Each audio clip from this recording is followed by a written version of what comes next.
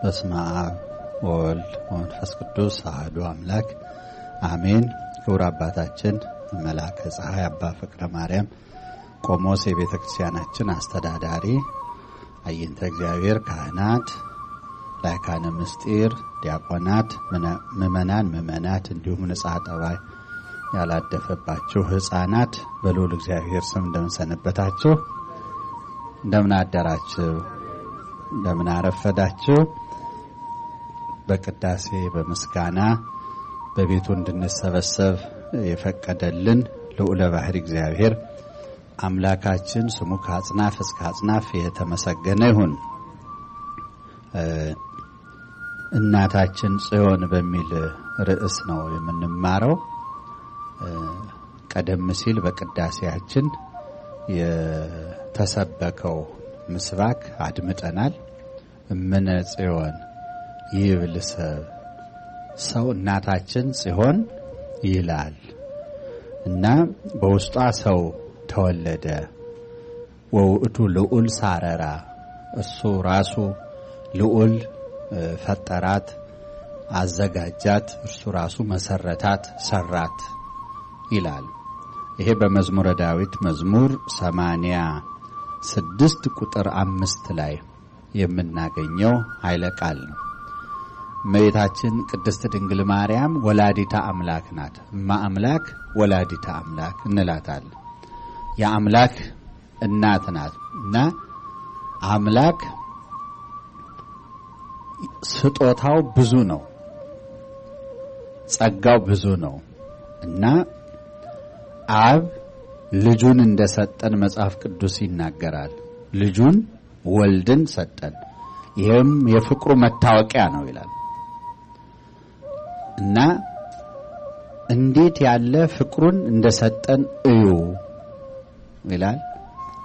ልጆቹ አደረገን፣ ልጁንም ለኛ ሰጠን፣ ለሕማም ለሞት አሳልፎ ሰጠልን እና የራሱም ልጆች አደረገን። አምላካችን እግዚአብሔር ከቸርነቱ ብዛት በበደላችን ምክንያት ያጣነው ልጅነትን ነበረ አስቀድሞ።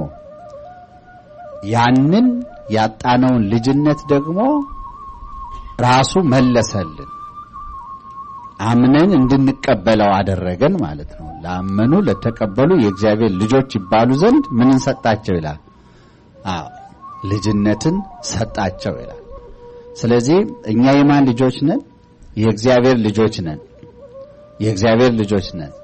የእግዚአብሔር ልጆች በመሆን ውስጥ በጣም ብዙ የምንቀበለው ነገር አለ። ባጭሩ ልጆች ከሆን ወራሾች ደግሞ ነን ይላል መጽሐፍ ቅዱስ። ልጅ ከሆነ ልጅ ምንድነው? ወራሽ ነው አይደለም? ስለዚህ ልጆች ከሆን የእግዚአብሔር ልጆች መባላችን እንድንወርስ ያበቃናል ማለት መንግስቱን እንድንወርስ የሱ የሆነውን እንድንቀበል መብት ያስገኝልናል ማለት ነው፣ የእግዚአብሔር ልጆች መሆናችን ማለት።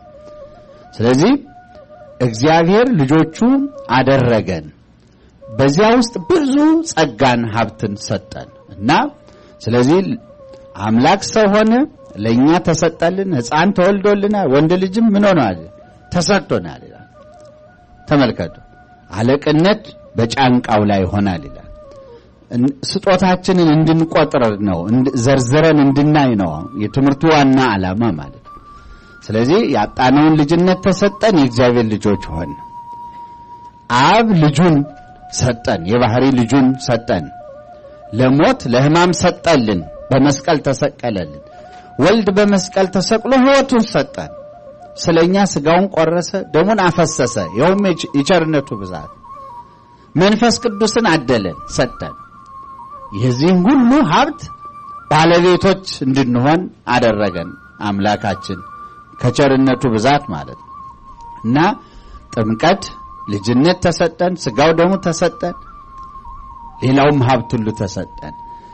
እመቤታችን ለኛ ተሰጠችን። እመቤታችን ቅድስት ድንግል ማርያም እናት እንድትሆነን አድርጎ የእናት አማላጅ አድርጎ እመቤታችን ቅድስት ድንግል ማርያም ደግሞ እናት ትሁናችሁ ብሎ ሰጠን። ሌላውን ጸጋ ያልነፈገን አምላክ እናቱን አልከለከለንም ማለት ነው። እናቱን ድንግል ማርያምን ደግሞ እናት እንድትሆነን ሰጠን። ተመልከቱ እግዚአብሔር ሁሉ በሁሉ ነው አባታችን እግዚአብሔር ነው እናታችንም እግዚአብሔር ነው እግዚአብሔር ተመልከቱ ልጆች ይሆናል እግዚአብሔር ሁሉ በሁሉ ይሆናል አንተ አቡነ ወአንተ እምነ እንላለን አባታችን አንተ ነህ እናታችንም አንተ ነህ ማለት ነው የፈጠረን ያስገኘንና በእኛ ዘንድ የሚያስፈልገንን ሁሉ ተክቶ መሆን የሚችል አምላክ ነው አምላካችን እግዚአብሔር እርሱ ሁሉ በሁሉ ነው ይላል መጽሐፍ ሁሉ በሁሉ ይሆን ዘንድ ይላል አምላካችን ሁሉ በሁሉ ነው ስለዚህ እሱ ሁሉ ነገራችን ነው እንደዚያ ሆኖ እናቱ ቅድስት ድንግል ማርያምን ደግሞ ምን አደረገ ሀብት አድርጎ ሰጠን እንዴት ሰጠን እሱን እንመለከታለን ማለት ወዴት እንሄዳለን ወደ ዮሐንስ ወንጌል ምዕራፍ 19 እንድንሄድ ያደርገናል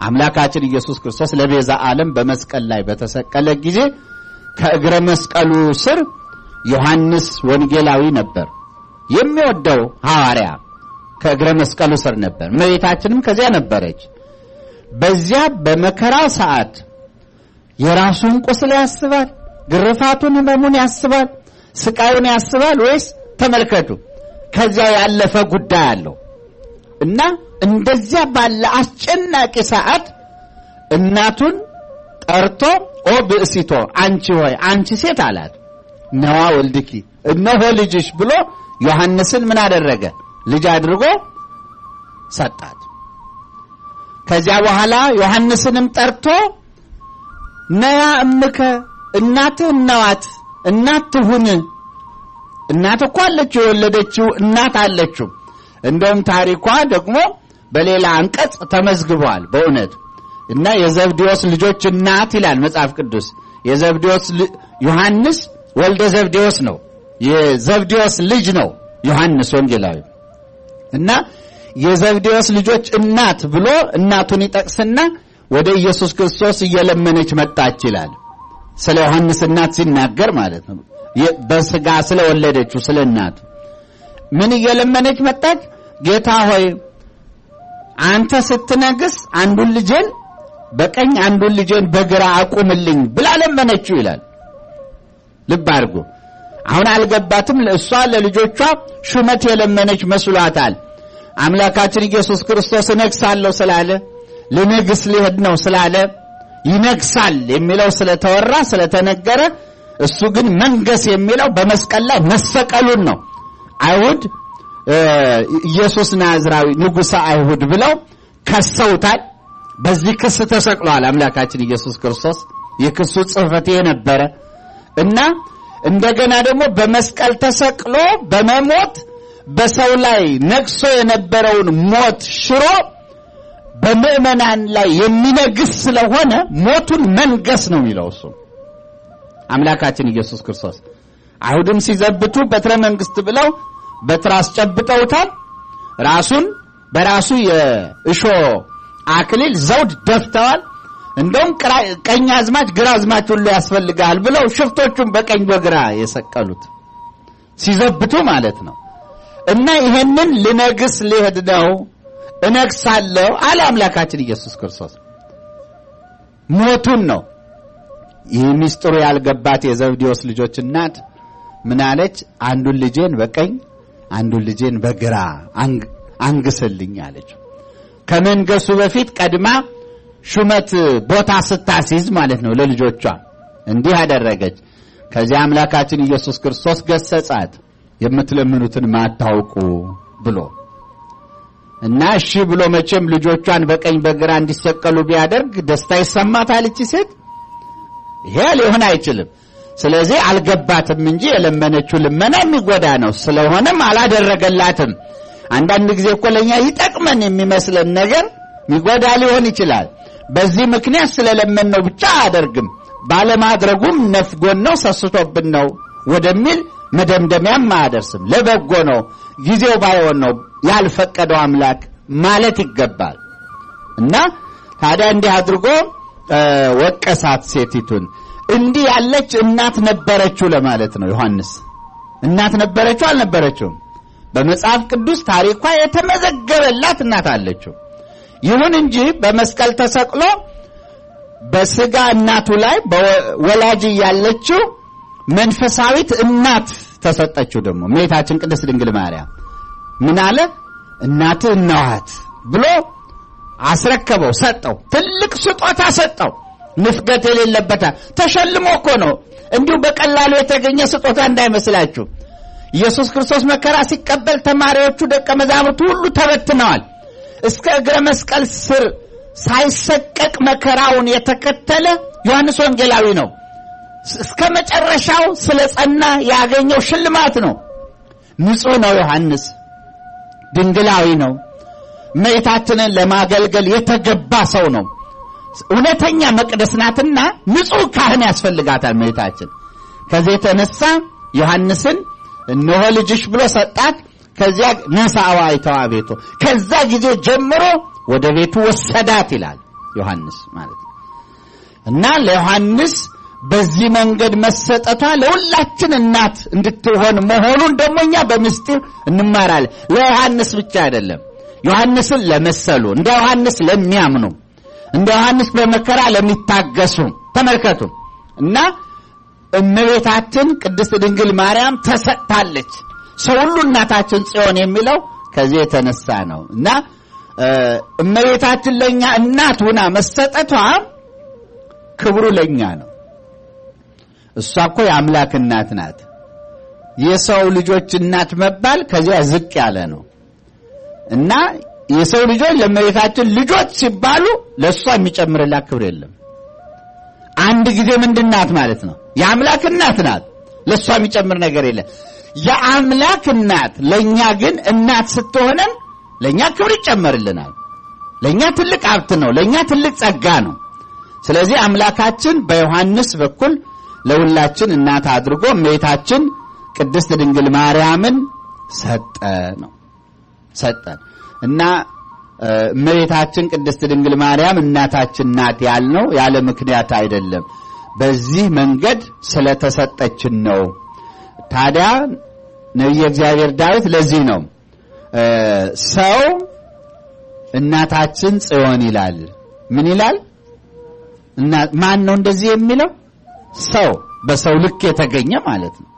እና ሰው እናታችን ጽዮን ይላል። በውስጧ ሰው ተወለደ። ከእመቤታችን ከቅድስት ድንግል ማርያም ሰው ወልደ እጓለ እመሕያው የተባለ የሰው ልጅ የተባለ ኢየሱስ ክርስቶስ ተወለደ። እርሱ ራሱ ደግሞ ልዑል መሰረታት። የፈጠራት እሱ ነው። ተመልከቱ፣ ድንግል ፈጣሪዋን ወለደችው፣ እሱም እናቱን ፈጠረ ማለት የሃይማኖት አበው ቃል ይሄ ነው። ድንግል ፈጣሪዋን ምን አደረገች? ወለደች። እርሱሳ እናቱን ምን አደረገ? ፈጠረ። ይህ ኃይለ ቃል በሃይማኖት አበው አለ። ልክ የዳዊት መዝሙር ይሄ ነው። ተመልከቱ፣ ሰው እናታችን ጽዮን ይላል። በውስጧ ሰው ተወለደ፣ እርሱ ራሱ ደግሞ ምን አደረገ? ልዑል መሰረታት ይላል። ተመልከቱ። እና ሰው እናታችን ጽዮን ይላል ማለት ለእመቤታችን ለቅድስት ድንግል ማርያም ሰው ሁሉ ልጅ ይሆናል። እናታችን እመቤታችን ይሏታል ማለት ነው። እና ይሄን የሚያስገነዝበን ነው። ይሄን የሚያጠናክር አንድ ነጥብ እንመለከታለን። ከእመቤታችን የሁላችን እናት መሆኗን የሚያሳይ ነው። መኃልየ ዘሰሎሞን የጠይቡ ሰሎሞን መጽሐፍ ነው። መኃልየ እንዲህ ይለናል። ተመልከቱ። መኃልየ ዘሰሎሞን ምዕራፍ 7 እመቤታችን የሁላችን እናት መሆኗን እንዴት ባለ አገላለጽ እንደሚገልጸው እንድንመለከት ነው። እንብርትሽ ይላል ስለ እመቤታችን ስለ ቅድስት ድንግል ማርያም ሰላም ለእንብርትኪ ከመ ማእከክ ርእየቱ ይላል መልክአ ማርያም። ይሄ ነው አሁን ማነብላችሁ ኃይለ ቃል ነው። እንብርትሽ የወይን ጠጅ እንደማይጎድልበት እንደ ተነጠጠ ጽዋ ነው ይላል። ዘኢያርቅም ትውሰቱ የወይን ጠጅ እንደማይጎድልበት ማለት ይሄ ነው። እንብርትሽ ምን ይላል? የወይን ጠጅ እንደማይጎድልበት እንደ ተነጠጠ ጽዋ ነው ካለ በኋላ አሁን ወደ ሆዷ ይሄዳል። ተመልከቱ ወደ ሆዷ ሄድና ሆድሽ እንደ ስንዴ ክምር በአበባም እንደታጠረ ነው ይላል። እንደ ስንዴ ምን ክምር ሆዷ እንደምንድን ነው ይላል? እንደ ስንዴ ክምር። ይሄን ምስጢር ስላለው ነው። እንደ ስንዴ ክምር መልክን ውበትን ለማድነቅ ብቻ አይደለም ማለት ነው። እመቤታችን የብዙሃን እናት ስንዴ የምእመናን ምሳሌ ነው። በጣም በብዙ ምስጢር ኢየሱስ ክርስቶስ በስንዴ መስሎ የተናገረውን ነገር ልብ በሉ። የስንዴ ቅንጣት አንድ ፍሬ ስንዴ ማለት ነው አፈር ውስጥ ካልገባ ካልሞተ ያፈራል? እንደው ዝም ብሎ በምጣድ ቢያረጉት ስንዴ ያፈራል? አፈራ ማለት እንዲያፈራ ምን ሆነ አለበት ይላል? ወደ ካፈር መለወስ መሞት አለበት። ብዙ ሆኖ ይነሳል ይላል። እንዲህ አለና ኢየሱስ ክርስቶስ እኔም ካልሞትኩኝ ለእናንተ ትንሣኤ የላችሁም ይላል። እኔ ከሞትኩኝ ግን እነሳለሁ፣ እናንተም አብራችሁ ትነሳላችሁ። ስንዴ ከሞተ እንደሚያፈራ የእናንተ ትንሣኤ በእኔ ይታወጃል ሞቼ ከተነሳው አለ። በዚህ ምሳሌ መሰረት ኢየሱስ ክርስቶስ ራሱን ምን ብሏል? የስንዴ ቅንጣት። ስንዴው ሲያፈራ የሚያፈራው ምንድነው? ስንዴ ገብስ ያፈራ ምንድነው ያፈራው? ስንዴ ነው የሚያፈራው አይደለም? ስንዴ ነው የሚያፈራው። ኢየሱስ ክርስቶስ የስንዴ ቅንጣት፣ እኛንም ደግሞ ስንዴ አለን እኮ አይደለም እንዴ? ሞቼ ስነሳ አስነሳችኋለሁ ስንዴ አለን። ሆድሽ እንደ ስንዴ ክምር ነው ማለት ይሄ ነው። አያችሁ? የወለድሽው ኢየሱስ ክርስቶስ የስንዴ ቅንጣት ነው። እሱ በትንሣኤ ያፈራቸው ምእመናንም ያንቺ ልጆች ናቸው ማለት ነው። ሆድሽ እንደምንድነው? እንደ ስንዴ ክምር። አያችሁ? እንደ ስንዴ ክምር። እኛ ምእመናን እንደ ስንዴ መሆናችን ስለ ሥጋው ደሙ ትምህርት ሲሰጥ ተመልከቱ። ህብስቱ ከቆላ ከደጋ ተመርቶ ተሰብስቦ አይደለም አንድ ሆኖ አይደል? አንድ ህብስት ያንን ምንሳተፍ ሥጋውን ደሙን ምንቀበለው። ስለዚህ ከዚያ ተሰብስቦ አንድ ሆኖ የምንሳተፈው በመሆኑ ምስጢር ሥጋው ደሙን የምንቀበል እኛ ምእመናን አንድ ነን ይለናል። እንዲህ አድርጎ ተመልከቱ። እኛ ምእመናን በዚህ አምሳል በዚህ ምስጢር መሰረት አንድ ነን ይላል እና እኛ ክርስቲያኖች የስንዴ ቅንጣት መሆናችን ተሰብስበን አንድ የምንሆን መሆናችንን ያሳያል። እመቤታችን የሁላችን እናት መሆኗን ያሳያል። ስለዚህ እመቤታችን ቅድስት ድንግል ማርያም ምናችን ናት? እናታችን ናት፣ እመቤታችን ናት። ተመልከቱ፣ እመቤታችን ናት እና ታዲያ እናት ከሆነች እናትነት ስሙን ብቻ የተሰጣት ይመስላችኋል? እናት ለልጇ ምን ታደርጋለች? የልጇ ጤና አሳስባትም? የልጇ መብል መጠጥ አሳስባትም? የልጇ ለቁም ነገር መድረስ አሳስባትም? ልጇ የሚፈልገውን ነገር ማግኘት አለማግኘቱ አያሳስባትም? ተመልከቱ፣ ይሄ በተፈጥሮ እናት የሆነች የወለደች ሁሉ ለልጇ የምታደርገው ነው። ከዚያ ከፍ ያለ እናትነት ያላት እመቤታችን ቅድስት ድንግል ማርያም የኛ የልቡናችን ሐሳብ፣ ምኞታችን፣ ፍላጎቶቻችን፣ ጉድለቶቻችን ሁሉ ድካማችን ሁሉ ይታያታል፣ ይታወቃታል፣ ያሳስባታል።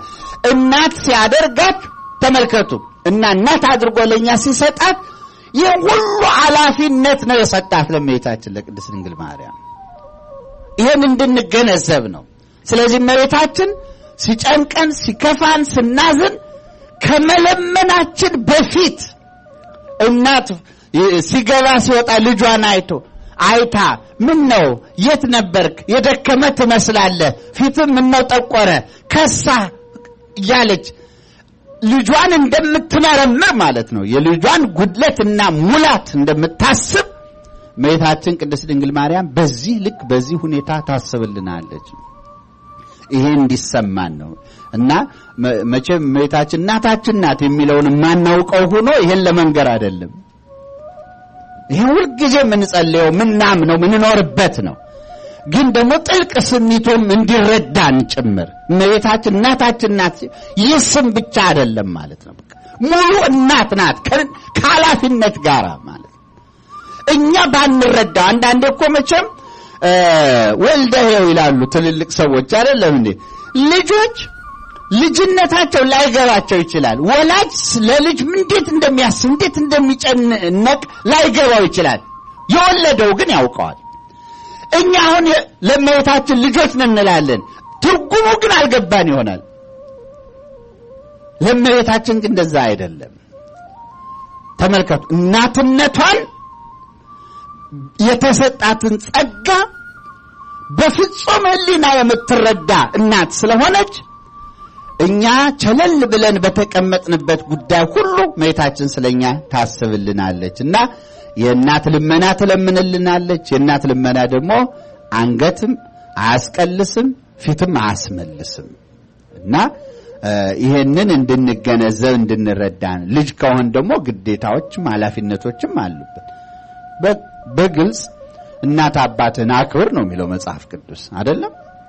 ስለዚህ እመቤታችን እናታችን እንደመሆኗ መጠን መውደድ፣ ማክበር፣ ቃሏን መስማት፣ መታዘዝ አይደለም? እመቤታችን የምትወደውን ማድረግ፣ መምሰል፣ እሷን መምሰል። ተመልከቱ፣ ክርስቶስን መምሰል ታዘናል አይደል? ሐዋርያው እኔ ክርስቶስን እንደምመስል እናንተ ደግሞ እኔን ምሰሉ ብሏል አይደል? እናቱ ድንግል ማርያምን መምሰልም ታዘናል ማለት ነው። ስለዚህ እመቤታችንን መምሰል ልጅ እናቱን አይመስልም? ይመስላል። ስለዚህ እናታችንን መምሰል ከትህትናዋ በሷ ልክ እንኳ ጨርሶ ማይታሰብ የማይነገር ቢሆን ከትንሽ ትህትናዋ ከቅድስናዋ ትንሽ መካፈል ተመልከቱ። እና እመቤታችን ከእርጋታዋ ከጭምትነቷ መውሰድ ያስፈልጋል። ከአገልጋይነቷ መውሰድ ያስፈልጋል። ከብህትውና ከትህርምቷ መውሰድ ያስፈልጋል ማለት ነው። እና እንዲህ አድርጎ እመቤታችንን መውደድ፣ ማክበር፣ ማመስገን፣ መታዘዝ፣ መምሰል የሚጠበቅብን እንደሆነ እኛ እንደ ልጅ ይሄን እንድናስብ እመቤታችን ደግሞ ፈጽማ የምታማልደንና ችግራችን ሁሉ የምትረዳ የሰርግ ቤቱን ታሪክ እናስታውሳለን።